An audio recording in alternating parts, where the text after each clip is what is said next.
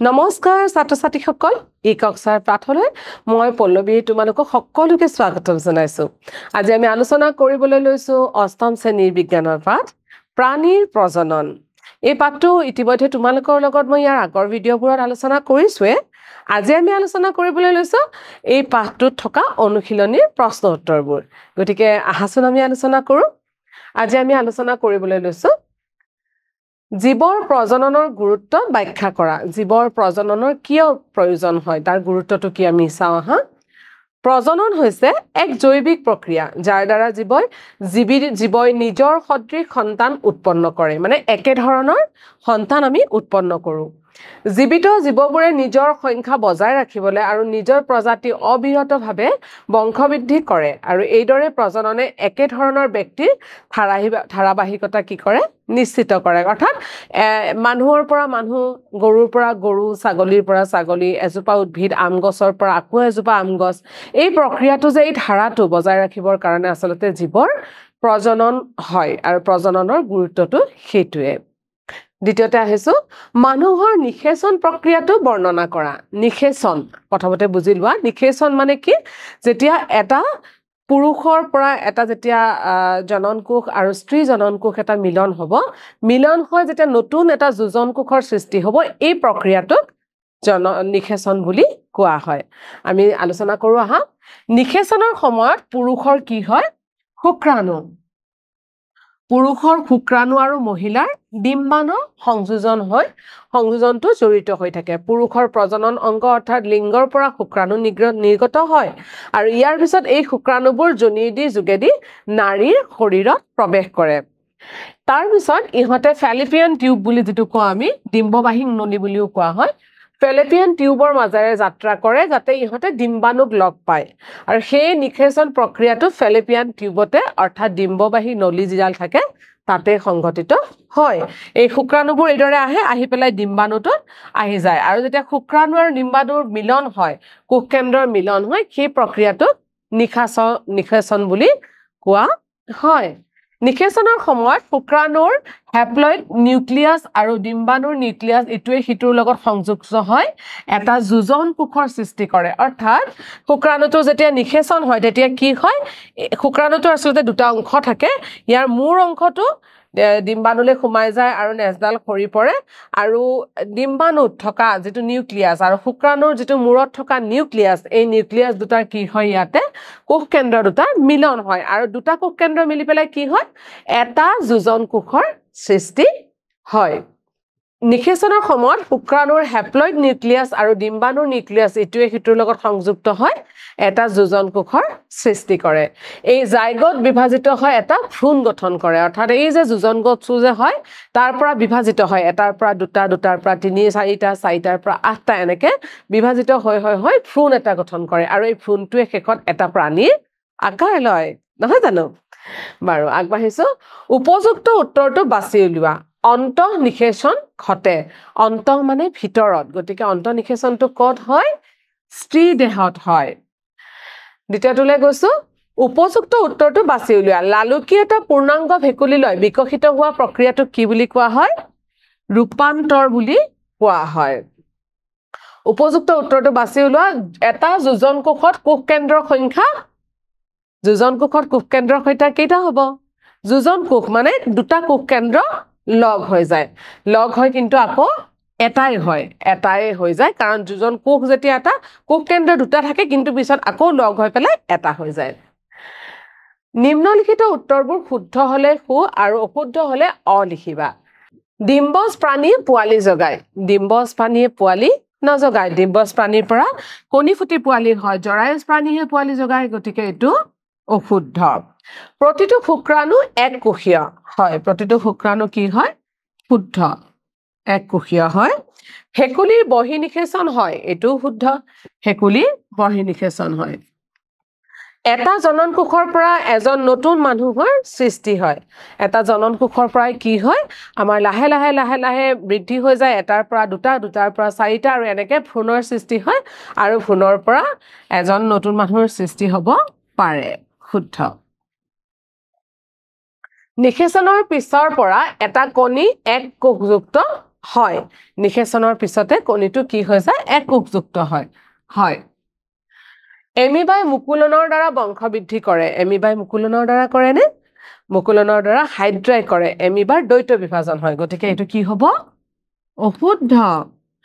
অযৌন প্ৰজননত নিষেচনৰ আৱশ্যক হয় অযৌন প্ৰজননত নিষেচনৰ আৱশ্যক নহয়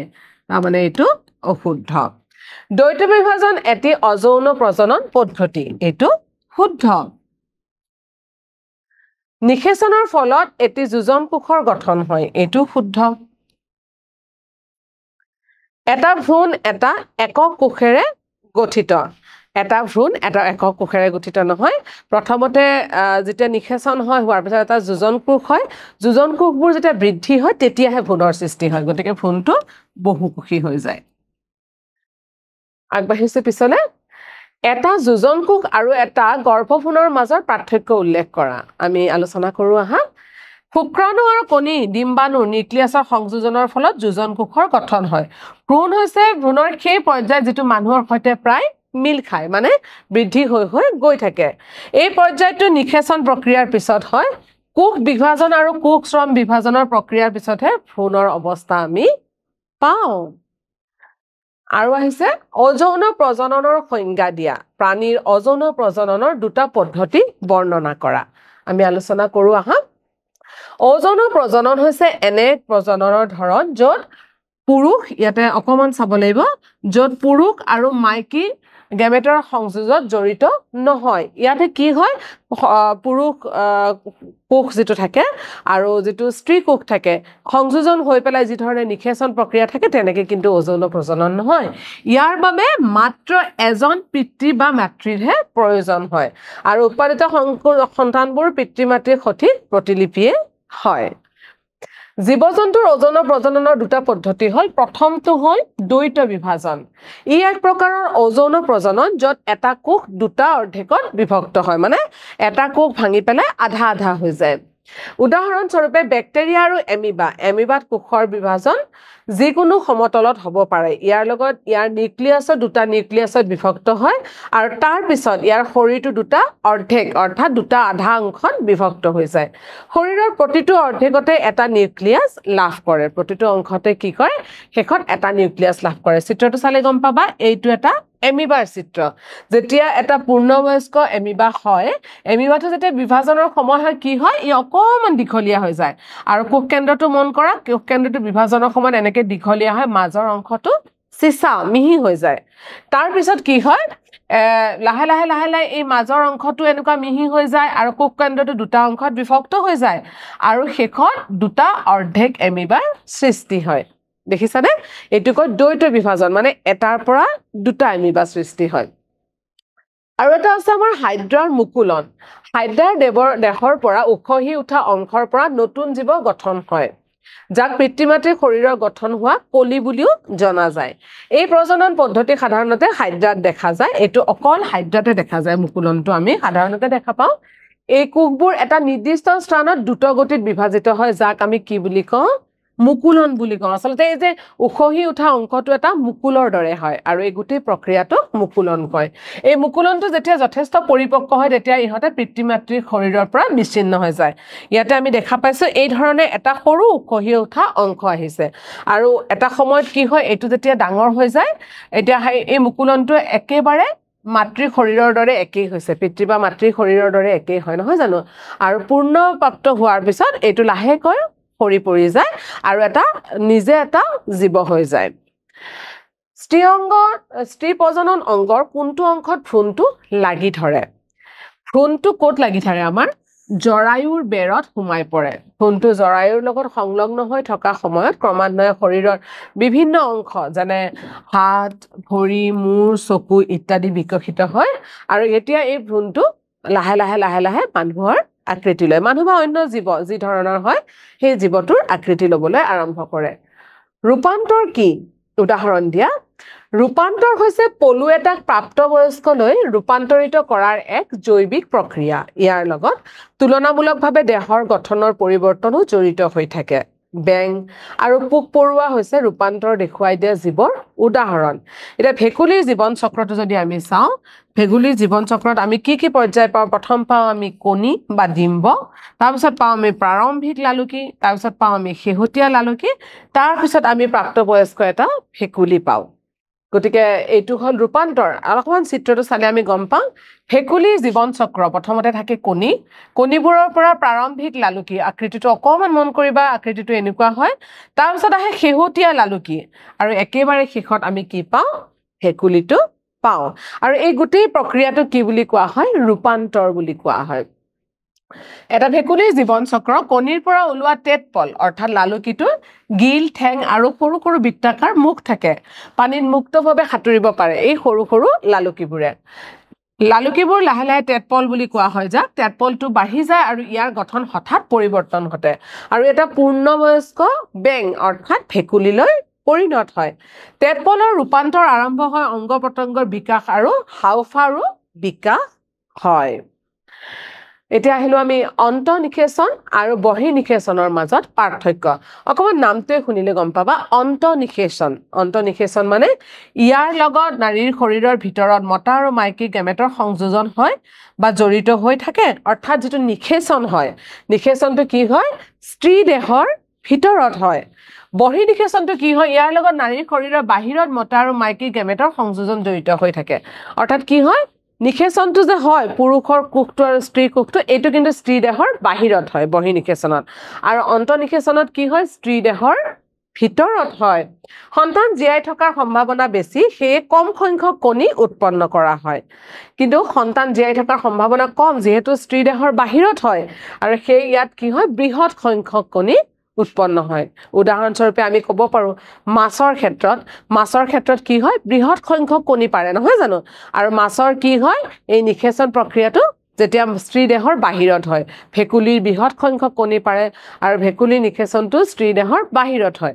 আনহাতে আমি যদি কুকুৰাৰ কণী হাঁহৰ কণী বা পাৰৰ কণীৰ কথা কওঁ অন্য চৰাইৰ কণী তেনেহলে কি হয় এটা এটাকে কম পৰিমাণে কণী পাৰে কিন্তু ইয়াত ইতিমধ্যে কি হয় এই কণীবোৰৰ পৰা জীয়াই থকাৰ সম্ভাৱনাটো বেছি থাকে সেই কাৰণে সংখ্যাত হেতু কম থাকে আগবাঢ়িছো মানুহ গৰু কুকুৰা হৈছে অভ্যন্তৰীণ নিষেচন দেখুৱা জীৱ আনহাতে মাছ বেং মানে ভেকুলী ষ্টাৰফিছ জীৱ এইবোৰ হৈছে বাহ্যিক বিভাখন আনবোৰ হৈছে বাহ্যিক নিষেচন দেখুৱা দ্ৰৱ এতিয়া আকৌ এটা আহিলে আমাৰ তলত দিয়া ইংগিতবোৰ ব্যৱহাৰ কৰি শব্দ শৃংখলটো সম্পূৰ্ণ কৰা আমি চাওঁ আহা পখিলা ভেকুলী আদিৰ নিচিনা জীৱৰ জীৱন চক্ৰত ক্ৰমে পলু অথবা লালুকিৰ পৰা বহুতো পৰিৱৰ্তনৰ মাজেৰে পূৰ্ণতা অৱস্থালৈ সলনি হোৱা প্ৰক্ৰিয়া আৰু এই প্ৰক্ৰিয়াটো কি বুলি কোৱা হয় ৰূপান্তৰ বুলি কোৱা হয় ৰূপান্তৰ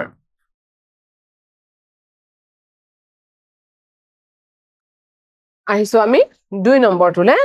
ইষ্ট হাইড্ৰা আদি মুকুলৰ দ্বাৰা হোৱা প্ৰজনন ইষ্ট হাইড্ৰা আদিত মুকুলৰ দ্বাৰা হোৱা প্ৰজনন আমি কি বুলি কম এটো মুকুলন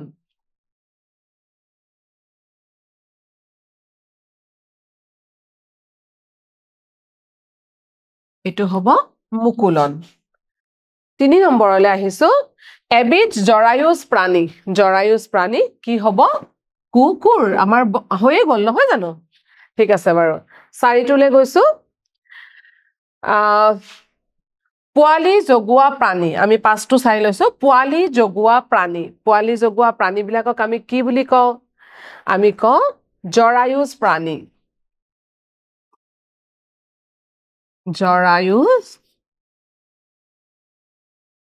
প্ৰাণী বুলি কওঁ এতিয়া 4টোত আছে যৌন প্ৰজননত যজন কোষ মিলিত হৈ গঠন কৰা কোষ এটো কি বুলি কয় যোজন কোষ এটো কয় যোজন কোষ এটো হ'ব আমাৰ যোজন কোষ তাৰ পিছত আহিলে 6 নম্বৰ যি প্ৰক্ৰিয়াৰ দ্বাৰা প্ৰজাতি এটাই নিজৰ প্ৰজাতি জীৱ সৃষ্টি কৰে তাক বা জন্ম দিয়ে এই প্ৰক্ৰিয়াটোক আমি কি বুলি কওঁ আমি কওঁ এটো প্ৰক্ৰিয়া প্ৰজনন বুলি প্ৰজনন গতিকে আমাৰ নিশ্চয় শব্দ শৃংখলটো সম্পূৰ্ণ হ'ল আৰু মই আশা কৰিম তোমালোকেও বুজি পাইছা নহয় জানো ঠিক আছে বাৰু প্ৰিয় ছাত্ৰ ছাত্ৰীসকল আমাৰ আজিৰ পাঠটো ইমানখিনিয়ে আছিলে আমি প্ৰশ্ন উত্তৰখিনি ইতিমধ্যে সমাধান কৰিলোৱে আৰু মই আশা কৰিম তোমালোকে সুন্দৰকৈ বুজি পাইছা গতিকে আজিলৈ আমি ইয়াতে সামৰিছোঁ আহি আছোঁ আৰু এটা নতুন ভিডিঅ'লৈ তেতিয়ালৈ নমস্কাৰ